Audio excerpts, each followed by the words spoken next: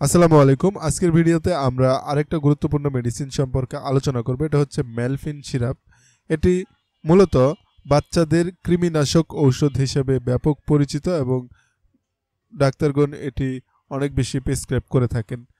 আজকের ভিডিওতে মেলফিন কি, কেন, কিভাবে, কতটুকু পরিমাণ সেবন করবেন ইত্যাদি সম্পর্কে বিস্তারিত আলোচনা করব। আশা করছি ভিডিওটি শেষ পর্যন্ত আপনাকে পাবো। আপনারা দেখছেন মেড রিভিউ, মানে মেডিসিন রিভিউ। মেডিসিন সংক্রান্ত আলোচনা নিয়মিত পেতে চ্যানেলটি সাবস্ক্রাইব করতে পারেন। তো আজকে আমরা যেই সিরাপটি সম্পর্কে আলোচনা করছি এটার নাম অলরেডি বলেছি, এটা হচ্ছে মেলফিন সিরাপ। এটি বেক্সিমকো ফার্মাসিউটিক্যাল প্রস্তুত করে। এটার মূল উপাদান হচ্ছে পাইরেন্টাল পাময়েড। এই মেলফিন সিরাপ এক ধরনের নিটাজক্সাডিন নামক একটি সক্রিয় উপাদান ধারণ করে। এটি প্রোটোজোয়া এবং কিছু নির্দিষ্ট ধরনের কৃমি বা প্যারাসাইটের কারণে হওয়া সংক্রমণ প্রতিরোধ করতে সহায়তা করে। সহজ কথায় বলতে গেলে এটি পেটের বিভিন্ন ধরনের ছোট বড় গুড়া কৃমি বিনাশে অনেক কার্যকর একটি ঔষধ, যেটি সাধারণত ছোট বাচ্চাদেরকে দেওয়া হয়। তবে অবশ্যই খেয়াল রাখতে হবে যে 1 বছরের কম বয়সী শিশুদের আবার এটা দেওয়া যাবে না।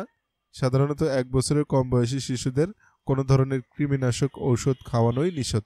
মেলফিন সিরাপ বাজারে মেলফিন সিরাপ নামে পরিচিত। এটার অল্টারনেটিভ আরেকটি গুরুত্বপূর্ণ মেডিসিন রয়েছে, ডেলান্টিন। এটি সাধারণত রেনেটা ফার্মাসিউটিক্যাল প্রস্তুত করে। এই দুইটাই বাজারে ব্যাপক পরিচিত মেডিসিন। তো এখন আমরা এটার ডোজ সম্পর্কে বলে দিচ্ছি। ডোজ নির্ধারণের ক্ষেত্রে অবশ্যই একজন ডাক্তারের পরামর্শ নিয়ে ডোজ নির্ধারণ করবেন, কারণ এটা বাচ্চার শরীরের ওজন মেপে তার উপর ভিত্তি করে ডোজ নির্ধারণ করতে হয়। যে সকল বাচ্চার ওজন 11 থেকে 16 কেজি তারা 2.5 মিলি খেতে পারবে, আর যাদের ওজন 16 থেকে 28 কেজি তারা 5 মিলি খেতে পারবে। সহজ করে বলতে গেলে যদি বাচ্চার বয়স 2 বছর বা 2 বছরের কাছাকাছি বা 1 বছরের উপরে হয়ে থাকে, সেক্ষেত্রে এক সিরাপের অর্ধেকটা খাওয়াতে হবে। এর পরবর্তীতে যখন 15 দিন বা 2 সপ্তাহ অতিক্রম হবে, পরবর্তীতে 2 সপ্তাহ পর আবারও বাকি অর্ধেক বোতল সিরাপ খাইয়ে দিতে হবে। তাহলেই ইনশাল্লাহ বাচ্চার পেটে যে কৃমি রয়েছে সেটা দূর হয়ে যাবে। তো এখন কিভাবে বুঝবেন যে বাচ্চার পেটে কৃমি হয়েছে?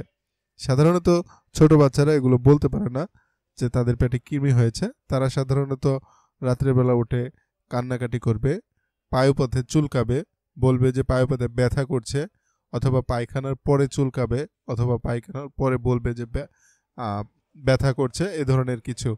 যখন এই ধরনের সমস্যা দেখতে পাবেন তখন বুঝতে হবে যে বাচ্চার পেটে কৃমি হয়েছে। আবার অনেক সময় দেখা যায় বাচ্চা ঠিকঠাকভাবে খাওয়া দাওয়া করছে, কিন্তু তারপরে বাচ্চার শরীরে স্বাস্থ্য হচ্ছে না, বাচ্চা অনেক শুকিয়ে যাচ্ছে, কিন্তু পেটটা অনেক বড় দেখা যাচ্ছে।